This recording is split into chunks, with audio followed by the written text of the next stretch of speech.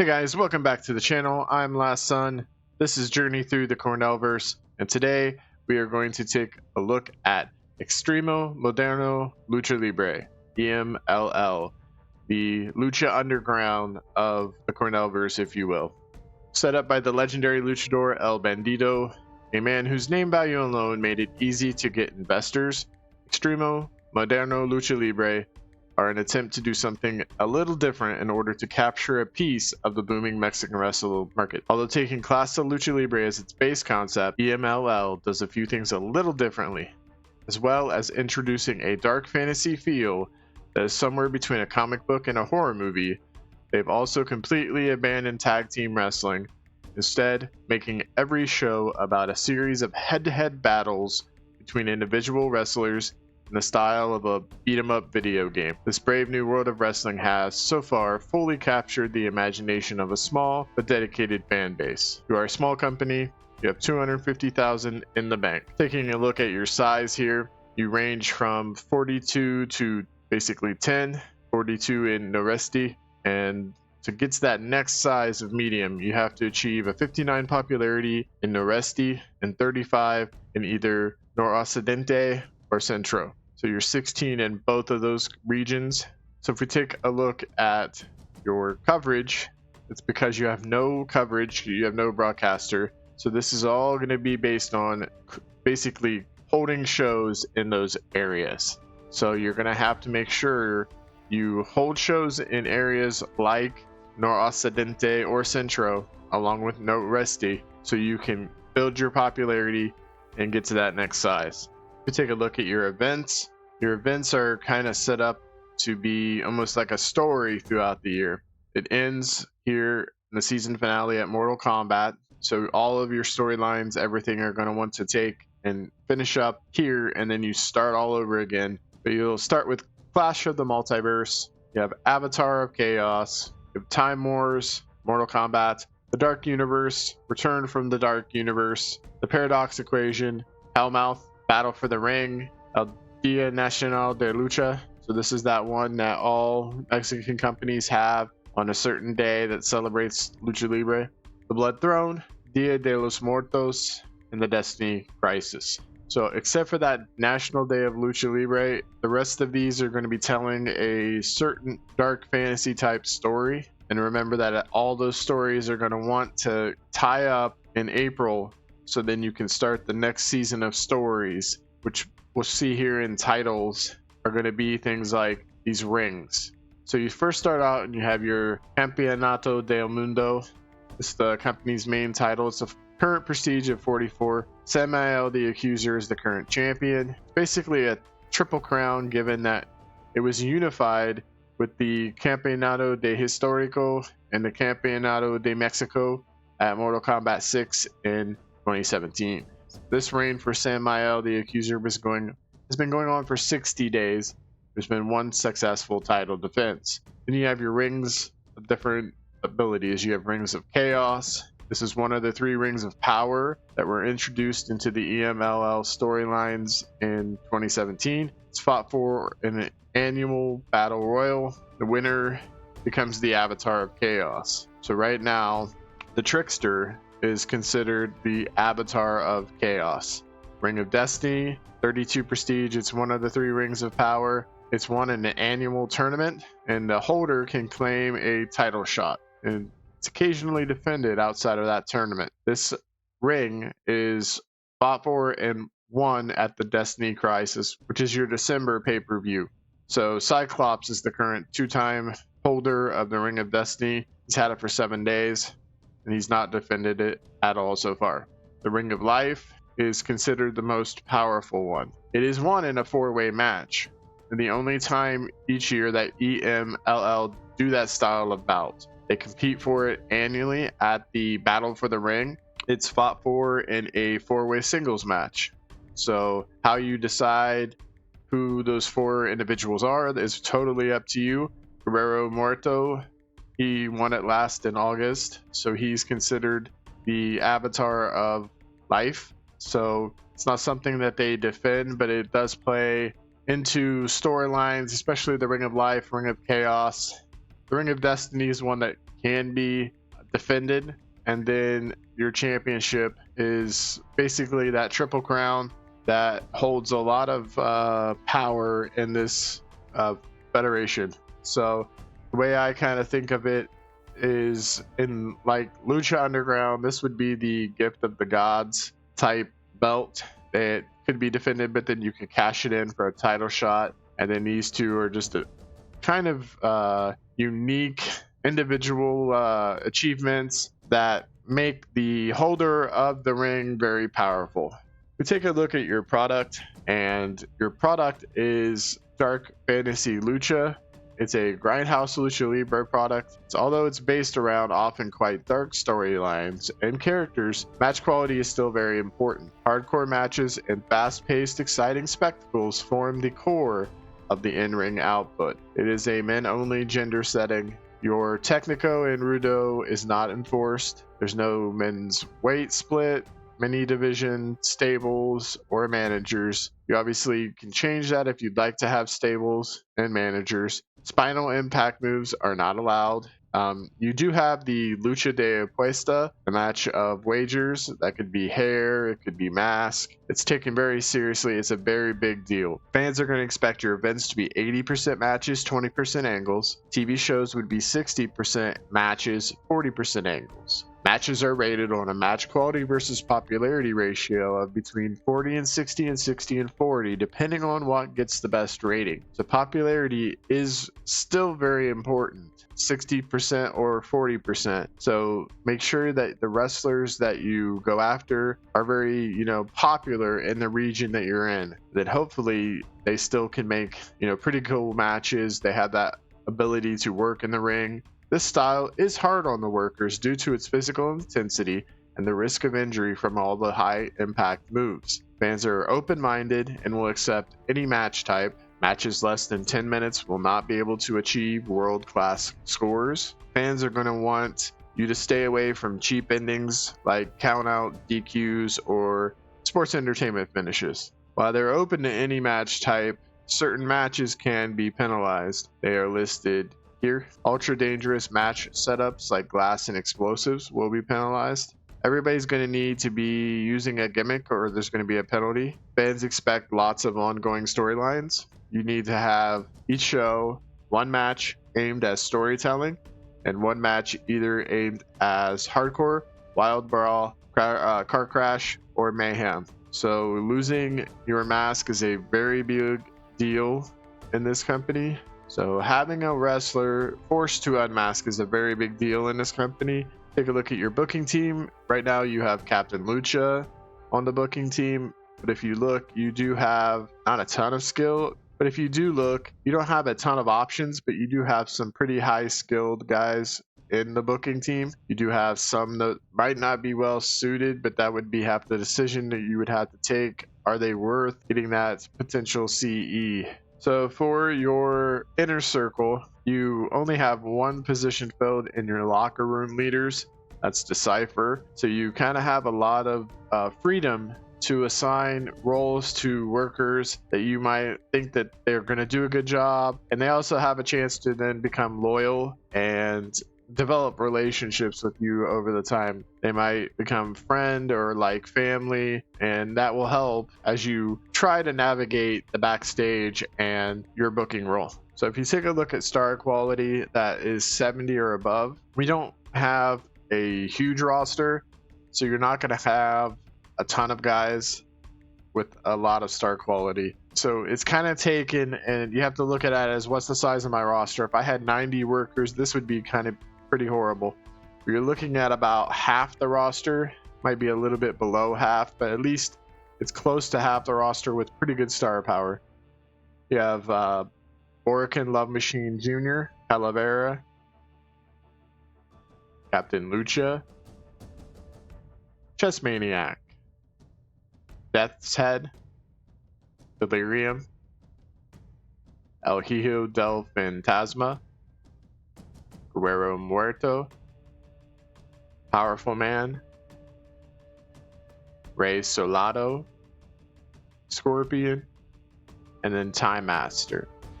So you have pretty diverse mix of ages and potential ability. You have young guys, you have a couple older guys like Captain Lucha, Chess Maniac, but for the most part, this is a pretty decent list of star power and ranges in your star power. So we take a look at the top of your card, your main eventers, upper mid carders. You're going to have people like Captain Lucha, Death's Head, Demon King, Dolphin Master, Guerrero Muerto, Samael the Accuser, and Snake King. So it looks like these guys were just below that 70 threshold we set to look at the main star power of the company. So these guys are still have some pretty good star quality. I just set it for 70 to see who those really big stars could be. But this is a pretty awesome looking main event upper mid card. It's actually a good mix of youth and experience. Some of these guys have been in the business 22 years here, 10 years even for Demon King, Dolphin Master 11. So Samael the Accuser's 26 with 8 years of experience. So it is really cool to see the top half of the card being so strong and still has a potential to be a big part of your company as you go forward. These guys aren't close to probably leaving, retiring. So it's a way that you can keep that established core and add pieces to that, which is pretty neat. Take a look here at your mid card. You're going to have people like Anarchist,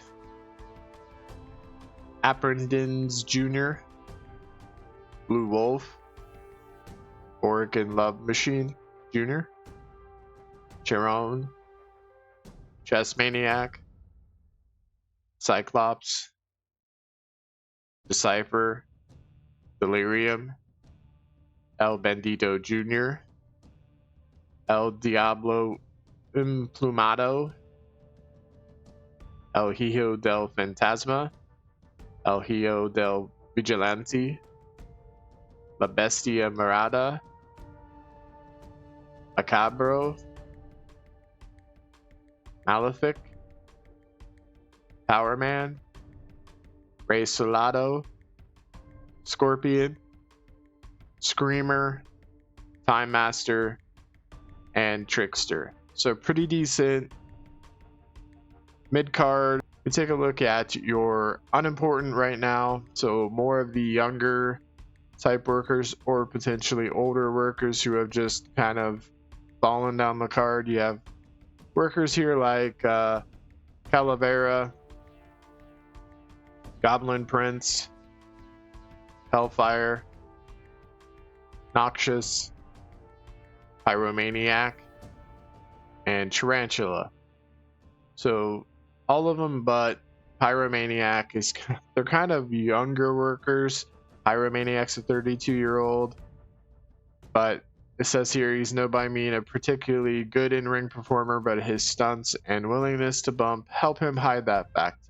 So you can see he doesn't have the most impressive skills, but for a lower mid-carder, it's somebody that can get in there and potentially give you a good performance with some of these younger guys and teach them a few things and pass on some skills, hopefully.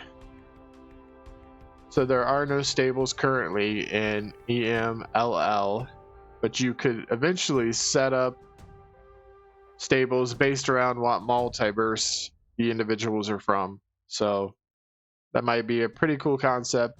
Then it would also help you keep track of this workers from this multiverse, things like that. We take a look at your storylines. They have to have 3 storylines to meet the demands of the fans. Currently achieving it, you need to advance 1 storyline per show with either a match or an angle. So your storylines is a matter of life, where Morito captured the Ring of Life in August which only increased his rivalry with his multiversal cousin, Demon King, who needs the ring's power to close the Hellmouth. So that's one of your storylines. That's pretty cool that the Ring of Life is needed to close the Hellmouth. That would be an ongoing storyline. Demon King's pursuit of the Ring of Life. If Kingdom Come, Samael the Accuser is facing his biggest challenge as he has found himself in the crosshairs of the mysterious Kingdom of Blood. Death's Head has pledged to sacrifice the world champion to bring the kingdom into this reality. You have Never Trust the Snake. Captain Lucha and the Snake King have found themselves at odds thanks to the machinations of the Trickster. Now they must fight it out in order to open a way for them to go after Samael the Accuser and the world title. And you have the Time Wars. Time Master has made his much hyped debut at the end of 2021, appearing from Beyond Time, aka Under the Ring, to destroy Rey Salado. The Time Wars have now begun. So this can basically be anything you would like it to be. It's pretty well open. You can have the Time Wars happen and you start pulling people in from different time periods. That's where these new workers that you hire could come in. It could be this person from this time period in the past, in the future, time cops. There's a ton of potential creative storytelling that you can do in this, promotion. So it's kind of like you are a big fan of comic books. Look at some of those storylines. You could quite literally take stories from comic books or your favorite video games and put it in this federation and have really cool stories to tell. So why don't you guys drop some of those in those comments? Let me know what stories you do. What do you do at this company if you have played it? Do you take stories from your favorite comics, video games, potentially shows that you watch, books that you like? Take those stories, bring them into this, and have them play out in the ring. I mean, could you imagine having a Lord of the Rings type story happening here? Who knows what kind of creative storytelling you could do, but leave those in the comments for me. Love to read them, love to see it. It might help other people with ideas for creative stories in this company. And while you're there, if you don't mind hitting the thumbs up button and subscribing to the channel, because it really does help. Lets YouTube know that you guys like my kind of content and it will recommend it to other people. We take a look at your creative. Your franchise players are Guerrero Morto and Samael the Accuser. Your next big things, these are going to be people that could not only just be a star but carry the company. Time Master and El Bandito Jr. Your hot prospects, people that can become a valuable member of the roster. Orc and Love Machine Jr., Time Master, Macabro, Malefic, Cyclops. All potentially, younger guys, a lot of potential. Pretty good list, I think, for EMLL. Guys that can talk the talk. Guys like El Bandito, Captain Lucha, El Hijo de Fantasma, Orc and Love Machine Jr., and Snake King. Showstoppers, those people that can truly steal the show with their performances. Guys like Captain Lucha, Chess Maniac, Orc and Love Machine Jr., Demon King, and El Hijo de Fantasma. Ring Generals, those guys who may not always steal the show every night, but they're going to give you a match that they can carry the deadest of dead weight. Guys like Captain Lucha, Chess Maniac, Guerrero Muerto, The Cypher, Trickster. You have quite a few people with hot momentum. Momentum's on their side. And thankfully you have nobody with no momentum or are struggling to have momentum. You're not going to have a child company. You're not going to have any kind of developmental. You're not going to have training facilities right now. Alliances, you're not a member of the COTT, but you are eligible to join this alliance. There could be potential stories to tell by having different wrestlers from these different promotions come in. Relationship wise, you have currently a very friendly attitude with Coastal Zone Championship Wrestling, and a lot of the saves. EMLL tries to offer you a developmental deal that might be something that you also get. So this is a very unique take on a wrestling promotion. You got $250,000 in the bank. That's a pretty good amount of money. You should make money hopefully on your events and eventually get to that next size bump. And the major thing I think that you got to take with this one is just telling a bunch of fun stories, telling those larger than life things that you're not going to get away with in like a company like, for example, WWE or AEW in real life. They're going to kind of look at you a little weird if you suddenly have someone come from the future and tell MJF that he needs to do this or that. But in this company, it's going to work.